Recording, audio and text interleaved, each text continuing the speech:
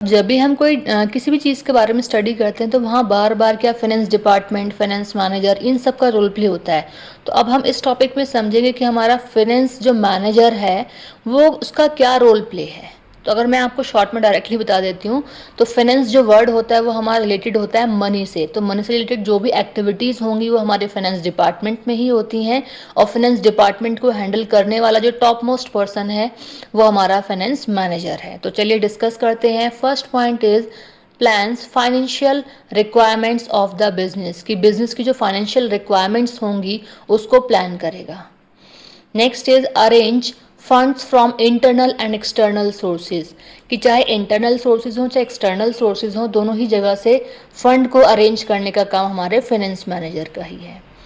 Next is manages cash flow, कि जो cash का फ्लो हो रहा है उसको मैनेज करने का काम भी हमारे फाइनेंस मैनेजर का ही है, कि कब कहाँ कहाँ कितना कैश का फ्लो हो रहा है, ठीक है, उसको मेंटेन भी यही करेगा रिकॉर्ड्स में। Next is prepares financial budgets and forecast, कि फाइनेंस मैनेजर का काम क्या है कि वो प्रिपेयर करेगा फाइनेंस के रिगार्डिंग जो भी बजट बन रहा है उसको प्रिपेयर करेगा, एज वेल एज फॉरकास्ट भी करेगा कि इतना इतना हमारा और एक्सपेंसेस हो सकता है या फिर होगा because of with the help of past experiences.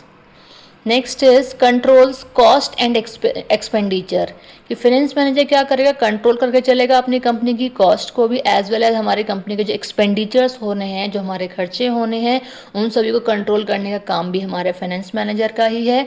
Next is ensures proper use of financial resources, कि जो हमारे पास फाइनेंशियल रिसोर्सेज हैं, अवेलेबल हैं, तो उनका हमें प्रॉपरली यूज़ करना है। इस चीज़ का ध्यान भी फाइनेंस मैनेजर को ही रखना है।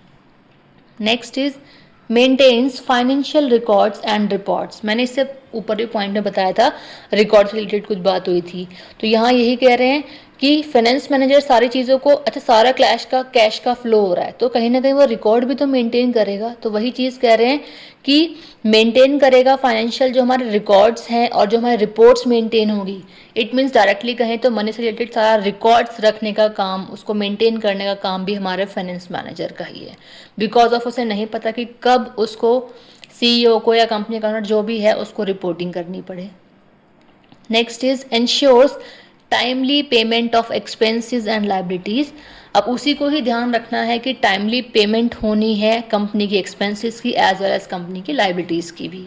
Next is coordinates with other departments, की जो फाइनेंस मैनेजर है, अब मनी इतना इंपॉर्टेंट रोल प्ले करती है सभी जगह, तो इसीलिए फाइनेंस मैनेजर का क्या काम है कि वो कोऑर्डिनेट बना करके चलेगा अपने कंपनी के डिफरेंट डिपार्टमेंट्स के साथ। नेक्स्ट और the last point is helps in maximising profits and wealth of owners, ये हेल्प करेगा प्रॉफिट को मैक्सिमाइज करने में एज वेल एज ऑनर की वेल्थ के लिए भी इसको ध्यान रखना है।